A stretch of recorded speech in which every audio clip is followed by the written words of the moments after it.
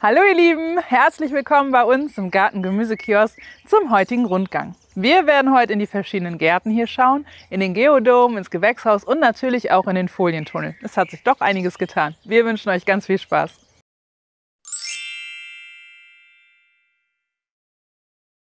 Hier stehen wir jetzt bei unseren ganzen Jungpflanzen. Hier sind noch recht viele Platten, aber tatsächlich ist der Großteil schon in der Erde. Und es sind doch noch recht viele.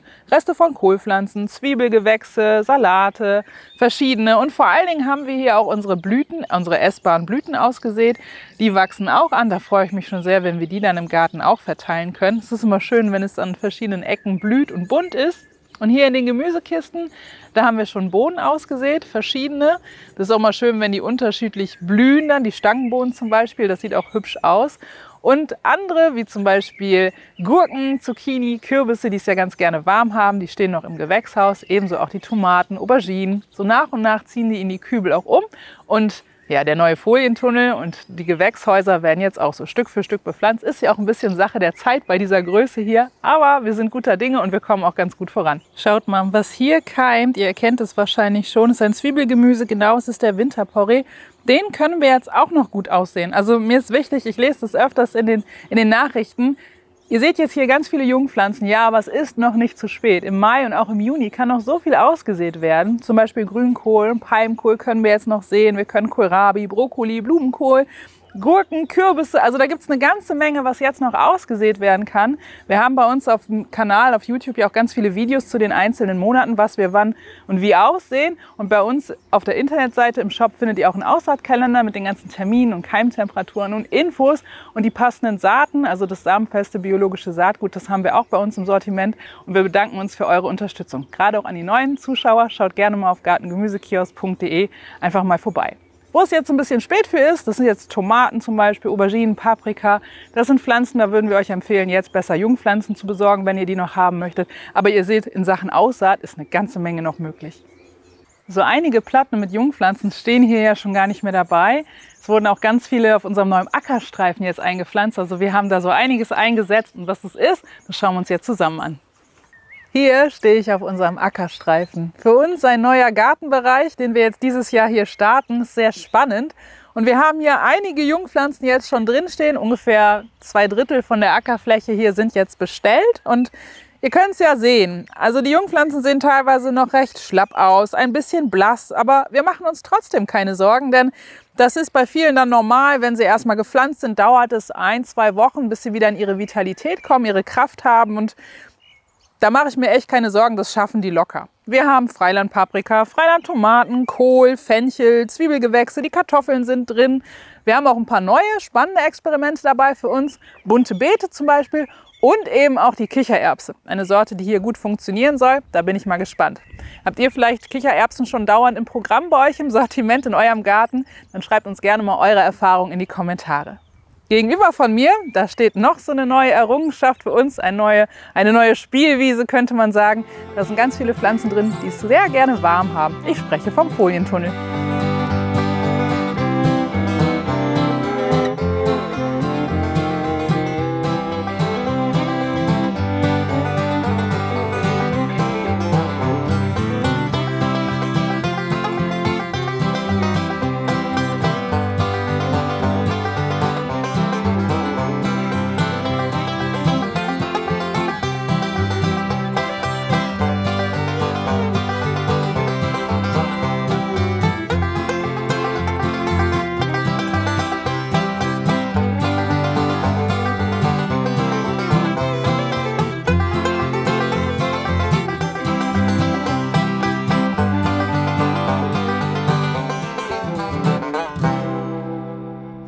Unser Folientunnel ist jetzt aufgebaut, die Folie ist drüber gezogen, er ist eingerichtet, die ganzen Pflanzen sind jetzt hier drin. Wir sind sehr gespannt, wie sie diese Saison wachsen werden. Vielleicht möchtet ihr wissen, was hier drin steht, dann gehen wir durch. Hier vorne an der Seite, von euch aus rechts, haben wir Physalis stehen.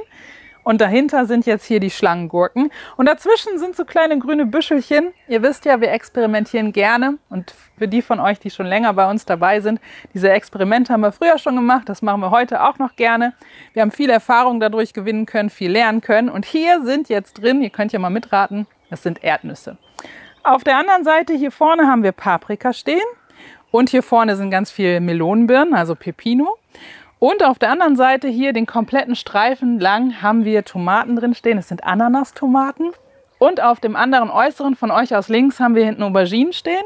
Und im vorderen Bereich sind Wassermelonen drin. Also der Tunnel ist voll. Jetzt darf es ordentlich wachsen. Ich bin sehr gespannt, wie sich das die Saison jetzt über macht. Wenn ihr weiter wissen wollt, wie es hier wächst im Garten, lasst einfach ein Abo da und in den verschiedenen Videos über die Saison gucken wir hier sicherlich öfters rein. Und jetzt gucken wir weiter in einen anderen Gartenteil, aber nicht mehr drin, hier wird es ordentlich warm, sondern es geht wieder raus. Hier in unserem kleinen Gemüsegarten ist auch schon einiges drin, was wächst, wunderbar. Ihr seht zum Beispiel ganz viel Knoblauch, dann seht ihr aber auch ganz viel Salate, zum Beispiel da hinten, da steht der rote Lollo. Ganz viele. Vor mir direkt haben wir den Wintersalat und hier sieht man auch, dass so ein paar Lücken dabei sind. Das liegt einfach daran, die sind für die Saatgutgewinnung und wenn da ein Salatkopf nicht so schön ist, dann kommt er in die Küche und nicht in die Saatgutproduktion. Wir haben Freilandtomaten, Kohlpflanzen stehen hier. Die Kohlpflanzen haben hier natürlich auch extra große Abstände, das brauchen wir. Die werden hier richtig groß, wenn sie dann hinter Samenträger werden sollen. Später kommen natürlich auch noch Netze drüber. Dann haben wir nochmal Knoblauch. Dann haben wir den grünen Lollo, Kohlpflanzen stehen, Blumenkohl, Brokkoli, Fenchel ist auch noch da. Und ihr seht ein Gerüst. Und dieses Gerüst ist natürlich für Freilandtomaten, die wir dann auch schön hochbinden können. Letztes Jahr mussten wir ein bisschen improvisieren, aber dieses Jahr ist es wirklich sehr stabil und auch etwas höher, sodass dann die Tomatenpflege der Freilandtomaten an dieser Stelle auch ein bisschen vereinfacht wird.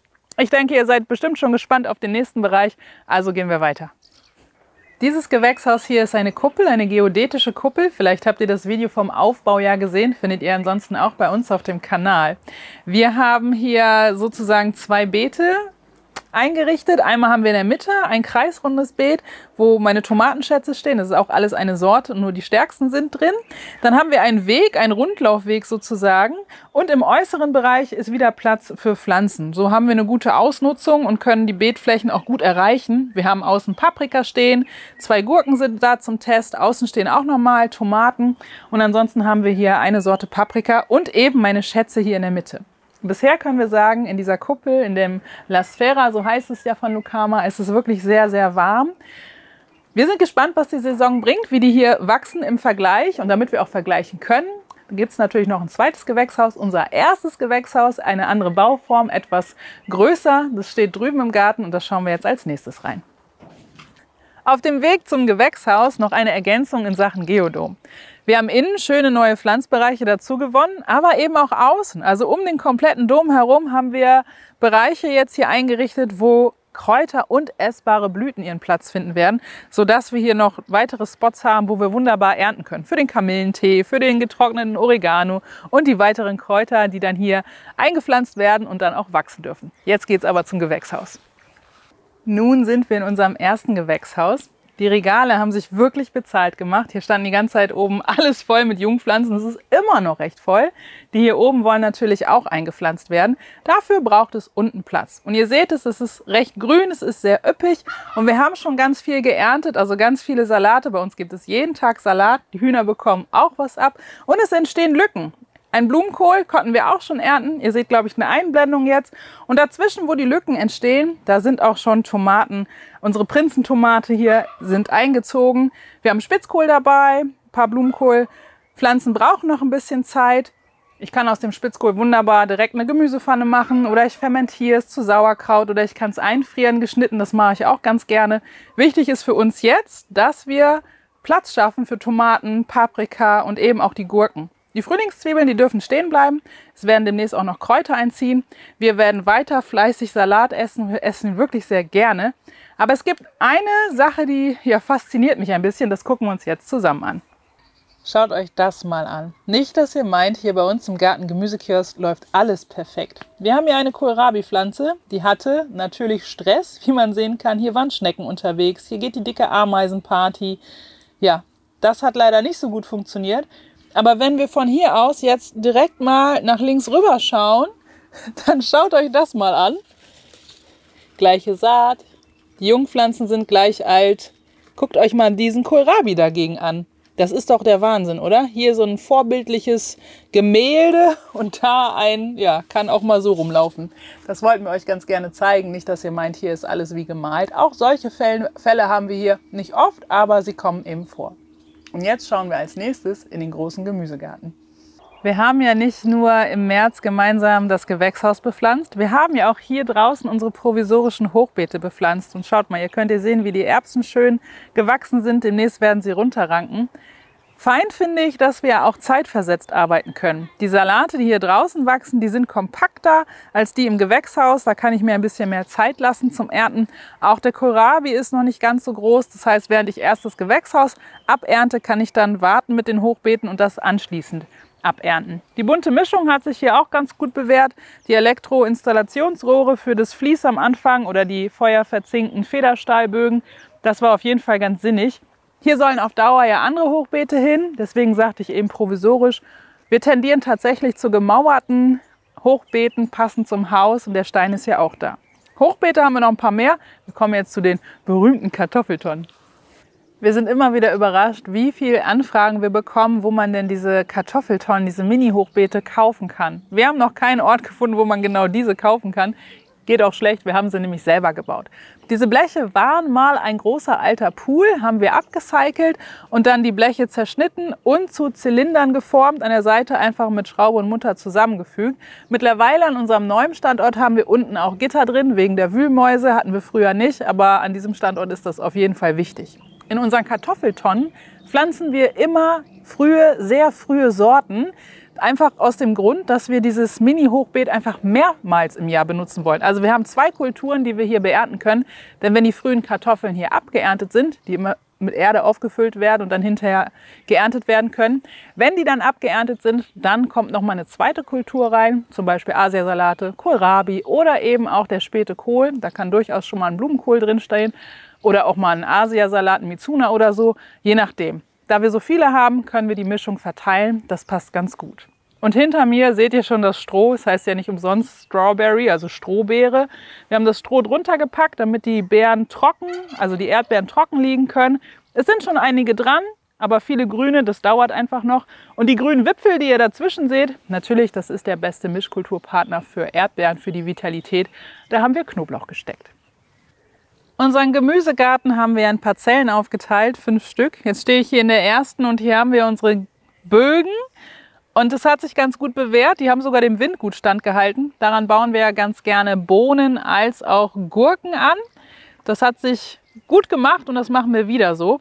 Hier direkt neben mir seht ihr vielleicht ein bisschen grün, nicht allzu viel. Das ist die Kerbelrübe. Die haben wir als Jungpflanze in den Multitopfplatten gezogen, was gut funktioniert hat.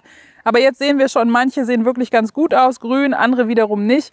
Die Kerbelrübe mag es lieber ein bisschen feuchter und im Moment ist es recht trocken. Wir warten dauernd, dass wirklich was runterkommt. Wenn ich jetzt so in den Himmel schaue, könnte es tatsächlich diesmal klappen, dass gleich der Regen kommt. Warten wir es ab. Wir haben auf jeden Fall nicht gegossen. Schauen wir mal, wie das weiter funktioniert.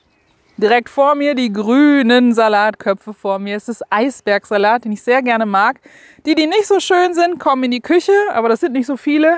Das ist für die Saatgutgewinnung. Die Eissalate, die Eisbergsalate hier sehen richtig schön aus. Ein toller Anblick. Die dürfen gerne so weiter wachsen. Hier in der zweiten Parzelle stehen vorne direkt Kohlpflanzen. Das sind alles Jungpflanzen, die bei der Bepflanzung vom Gewächshaus und den Hochbeeten keinen Platz mehr gefunden haben. Also Blumenkohl früh, Spitzkohl ist beispielsweise dabei. Die dürfen jetzt hier stehen und weiter wachsen. Und direkt daneben an dem Gerüst, ihr seht es schon, wie eben auch schon, hier dürfen Freilandtomaten wachsen. Hier wird unsere Cocktailtomate wachsen. Tomate und Kohl passen wunderbar gut zusammen. Und wenn ich noch ein passendes Kraut pflanzen wollen würde, was wir machen werden, dann kann auch gut Basilikum einziehen. Direkt daneben die kleinen Pflänzchen, die ihr seht, die eingesetzt sind, das ist Weißkohl. Daneben haben wir eine Reihe Brokkoli.